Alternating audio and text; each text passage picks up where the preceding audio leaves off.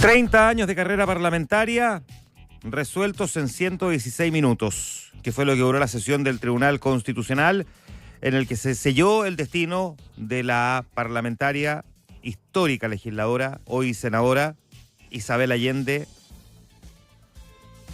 en una cuestión que, por supuesto, tiene montones de lecturas políticas, pero primero hay algunos aspectos. Hay que recordar primero que los partidos que presentaron los requerimientos ante el Tribunal Constitucional fueron el Partido Republicano y Chile Vamos. Ellos fueron los que solicitaron la revisión del Tribunal Constitucional e incluso evaluar el cese en el cargo de la senadora por la fallida compra de la casa del expresidente Salvador Allende. Y fue el Pleno del Tribunal Constitucional el que adoptó este acuerdo en este caso y dispuso que se comience a redactar la sentencia. Por amplia mayoría se tomó esta determinación, 8 votos contra 2.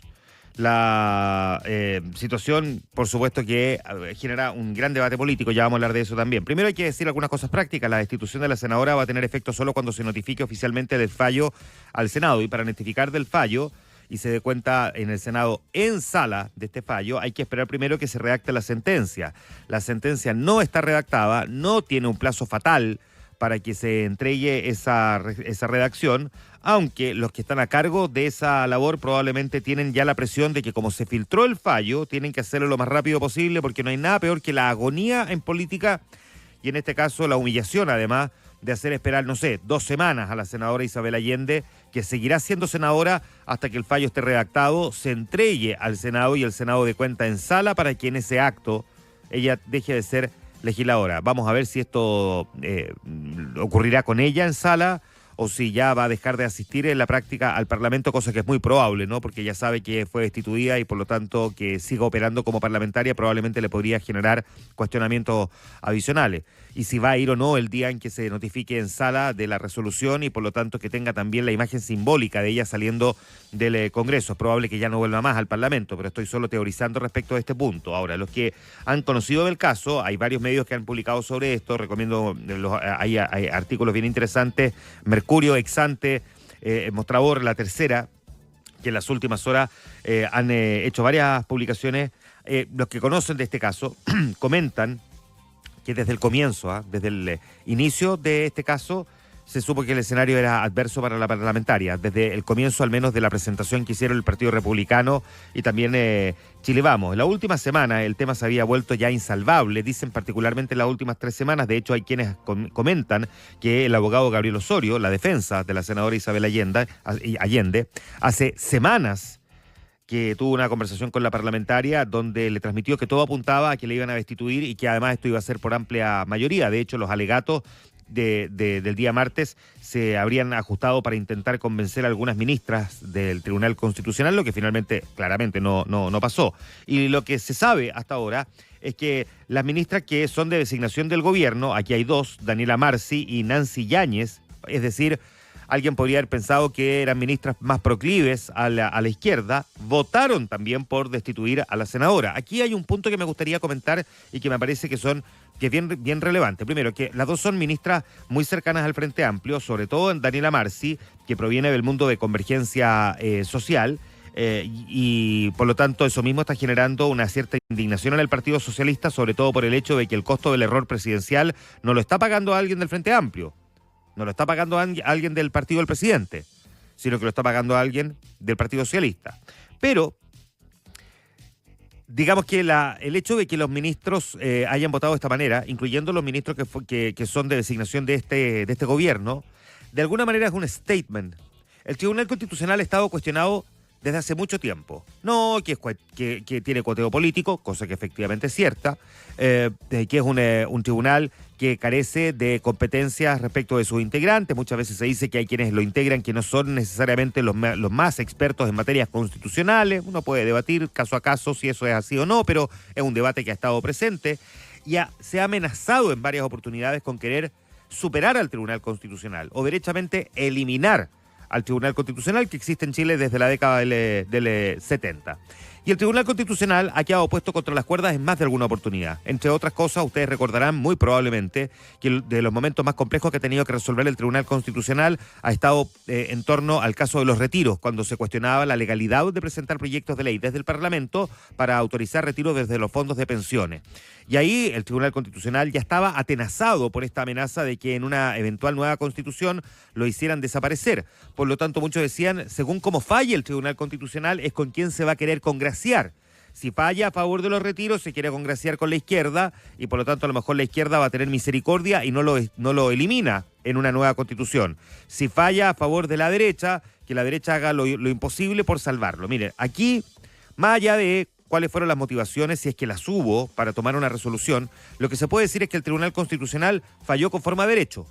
Nadie podría decir que fue un fallo político, considerando que las dos ministras de designación de este gobierno fallaron para destituir a la senadora Isabel Allende. Eso es lo que tiene, por supuesto, enojado al Partido Socialista, que considera que el Frente Amplio no está pagando hasta ahora ningún costo. Voy a hablar de este punto en un momento más. La verdad es que la contundencia del acuerdo, lo categórico del fallo, con una votación, insisto, 8-2, es una señal del Tribunal Constitucional para legitimar su existencia. El mensaje que está dando la mayoría del Pleno es que el Tribunal falló en conformidad a la interpretación legal y no por el cuoteo político de su ministro.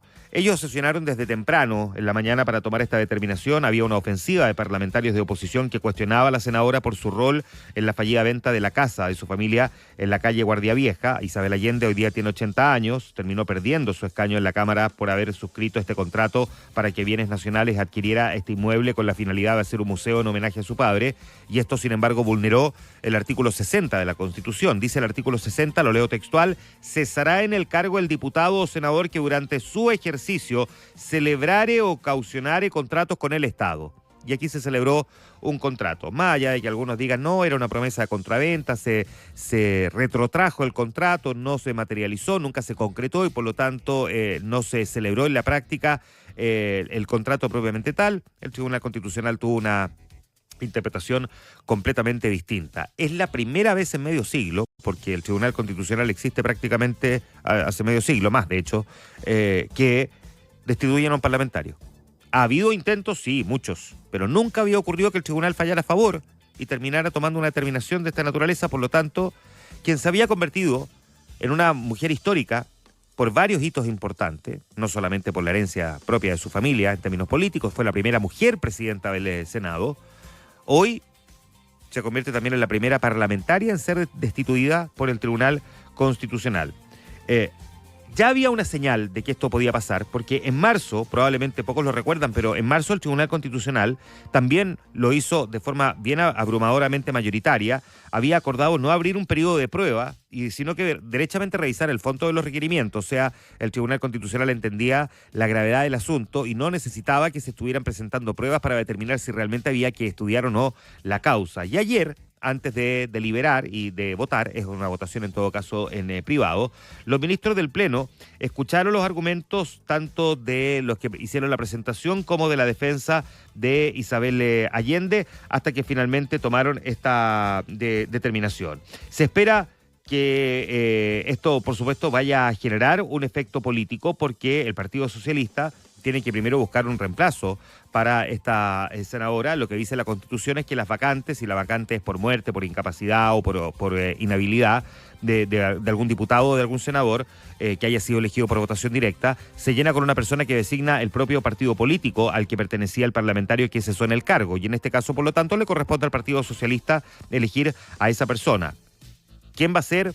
¿Cuánta participación va a tener Isabel Allende en ese nombramiento para que sea alguien que al menos continúe su senda de mirada desde la representación del sector político que ella representa? A su vez, dentro del partido no lo sabemos, pero se va a mantener en el cargo durante el periodo que le quedaba a la senadora Isabel Allende. Ya hemos tenido otros reemplazos en el Congreso. Hay que recordar que hace poquito nomás tuvimos uno tras la muerte de la diputada Mercedes Bulnes. Ella murió en noviembre del año pasado y finalmente el Frente Amplio designó a su viudo como su reemplazante, que se llama Roberto Celedón. Y hay que decir que este es un caso que tiene otros componentes, porque esta frustrada operación de compraventa de la casa de los Allende también le costó el puesto a la ministra Maya Fernández, que es sobrina de la senadora, nieta de Allende. Es bien increíble lo que estamos viendo aquí. Déjeme hacer un análisis durante un par de minutos, pero de todos los gobiernos que hemos tenido desde el retorno a la democracia hasta ahora, Elwin, Frey, Lagos, Bachelet y Piñera, Bachelet y Piñera en 2 oportunidades, nunca habíamos tenido como el gobierno del presidente Gabriel Boric, a un mandatario que destacara, que celebrara, que elogiara e incluso en varios pasajes intentara emular la herencia de Salvador Allende. No hay presidente en la historia desde el retorno a la democracia que haya sido más cercano desde el punto de vista ideológico a Salvador Allende. Gabriel Boric lo ha sido. De todos, el que le ha rendido más tributo, el que ha tratado de recoger su legado y ha tratado de actualizarlo y ponerlo sobre la mesa en cuestiones prácticas. El mismo presidente que muchas veces ha mencionado a Salvador Allende en sus discursos, terminó provocando un terremoto en la familia Allende. Decía la senadora Isabel Allende que esto no mancilla la herencia, la imagen de su padre, ni el legado de su padre. Puede que no lo mancille, pero sin duda que lo obrado por el gobierno del presidente Gabriel Boric terminó por infligirle un daño a la familia Allende en materia política ineludible. La ministra de Defensa, Maya Fernández, nieta del expresidente Allende, tuvo que renunciar frente a una acusación constitucional y la senadora Isabel Allende, hija del exmandatario, terminó siendo destituida por una estupidez amateur de este gobierno, porque no hay otra lectura. Nadie en el gobierno pareció haberle tomado relevancia de las advertencias que se hicieron respecto de que esto podía traer problemas. Comprar la casa de Allende a autoridades en ejercicio, a pesar de que la Constitución expresamente lo dice, no es una interpretación según lo leo por aquí o lo leo por allá, no, si es una frase que tiene, 12 palabras, no más que eso, y que deja clarito que mientras ocupes cargos públicos, ministros o parlamentarios, no puedes celebrar contratos con el Estado, que nadie en el gobierno haya tomado nota, le haya dado importancia, le haya tomado el peso, habla del amateurismo en cuestiones como esta. Es el mayor error político que ha cometido este gobierno, que ha cometido varios, como todos los gobiernos, porque en esto hay que ser justo. Ningún gobierno es infalible, todos son falibles, todos tienen falibilidades, errores, posibilidades de tropiezo, todos los gobiernos cometen errores. Pero este es un error político de marca mayor para este gobierno. O sea, perdón, lo voy a decir en buen chileno, es poco académico el término, pero es tan descriptivo. Se pitearon a 3 autoridades. La ministra de Bienes Nacionales salió temprano del cargo después de este error. La ministra de Defensa tuvo que renunciar y a la senadora Isabel Allende la destituyeron. O sea, una operación que incluso se advirtió, porque ya está bastante acreditado, que esto no debía ocurrir y finalmente se intentó sacar adelante igual, con todos los efectos y las externalidades negativas que eventualmente podía tener y que las tuvo. Hay que recordar que Maya Fernández es una de las propietarias de la casa en cuestión, lo mismo que Isabel Allende, que además están enfrentando como imputada hasta ahora una investigación penal que dirige el fiscal regional de Coquimbo, Patricio Cooper, ante una querella presentada por un abogado del Partido Republicano, que se llama Raimundo Palamara. El presidente Gabriel Boric también figura como imputado, no olvidemos, en esta causa por un presunto fraude al fisco y ya prestó declaración. No sabemos cómo en términos penales va a terminar esta historia, pero al menos en términos políticos, esta es una cuestión que está generando un profundo impacto. Y además, ustedes entenderán cómo deben estar corriendo en círculos en estos momentos en el Partido Socialista para que una de sus figuras más insignes haya quedado dañada, porque la figura de Salvador Allende a lo mejor no fue mancillada por esta resolución, pero la de la senadora Allende sí.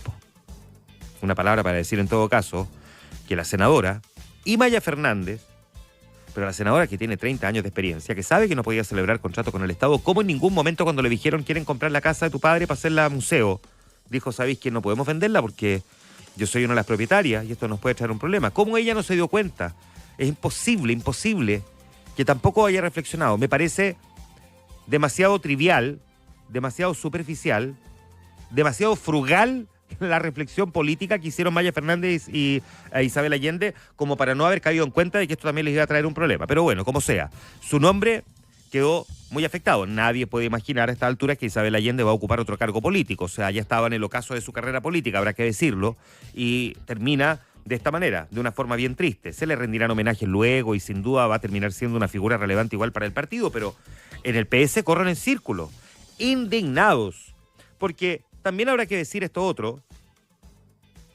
El socialismo democrático fue finalmente la tabla de salvación para este gobierno, y mientras ellos terminaron ayudando a este gobierno para que no se hundiera en la torpeza de decisiones que tomaron en los primeros meses de administración, este gobierno los hunde igual, con decisiones como esta. Es increíble, pero cierto, es un fracaso para este gobierno. Lo vamos a estar analizando en los próximos minutos con Mauricio Morales, con Rodrigo Bravo, para mirar las consecuencias políticas, porque además ocurre en un año electoral donde el Partido Socialista todavía no define candidatura presidencial.